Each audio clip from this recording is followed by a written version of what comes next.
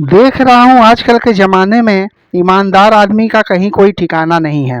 पहले लोग लात मारते थे, अब तो गाय भी लात मारती है। मैंने गाय से कहा कि हे गौ माता, मैं ईमानदारी से आपका दूध लेना चाहता हूँ। बस इतना सुनना था कि गौ माता ने पूरे ईमानदारी के साथ मुझे एक लात मार दिया।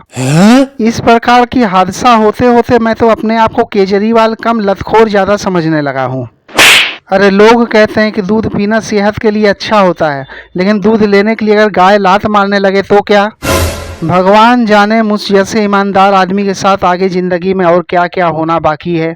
मैं तो यही सोच सोच करके परेशान हो जाता हूँ। लेकिन आगे चलकर जो भी होगा अच्छा ही होगा। भगवान जो करते हैं भले के लिए ही करते हैं, इतना तो मुझे पूरा विश्वास है। अब यह बात अलग है कि आगे चल कर के ईमानदारी का दूध दही मक्खन खाने को मिलेगा या जेल के कोठरी में रूखी सूखी भोजन खाने को मिलेंगे। लेकिन मैं तो ईमानदारी के पथ पर पूरी तरह से डटा रहूँगा।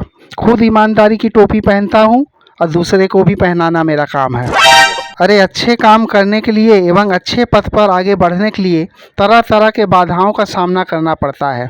कितने तरह के ज़िंदगी में आंधी तूफान आएंगे। अगर इतना मैं सोचूंगा तो आगे बढ़ूंगा कैसे? रहा बात गाय के दूध पीने का, तो गाय का दूध तो मैं पा ही जाऊंगा। अरे 2-4 दिन गाय की दुलत्ती खाऊंगा और उसके बाद दूध पाऊंगा। कहावत है कि बिना रोए बच्चे को भी दूध नहीं मिलती है। तो भाई मैं भी तो बच्चा ही हूँ सबका। मैं भी गाय के सामने रोऊंगा तो गौ माता मुझे दूध लेने देगी। अरे खा पी करके शरीर को मजबूत नहीं बनाऊंगा तो चुनाव में कैसे जीतूंगा? सामने चुनाव है, कितना दौड़ भाग करना है, कितनी बातें करनी है, कितने लोगों से मिलना है। ये सब चीज़ों के लिए शारीरिक मजबूती बहुत ज़रूरत है। अब मुझे अपनी शरीर मजबूत बनानी है तो मुझे ईमानदारी के साथ ही मजबूती करनी होगी शरीर की। इसलिए मैं गौ माता के दूध पर ही निर्भर हूँ।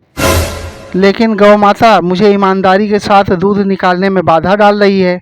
वह बार बार मुझे लात मार रही है। अरे कहीं इसने मुझे पहचान तो नहीं लिया है कि मैं अरविंद केजरीवाल हूँ, जिसके ऊपर धांधली के आरोप लगे थे, घोटाले के आरोप लगे थे। फिर मैं सोचता हूँ कि गाय लिखी पढ़ी थोड़ी होती है जो इन सब बातों को जानेगी।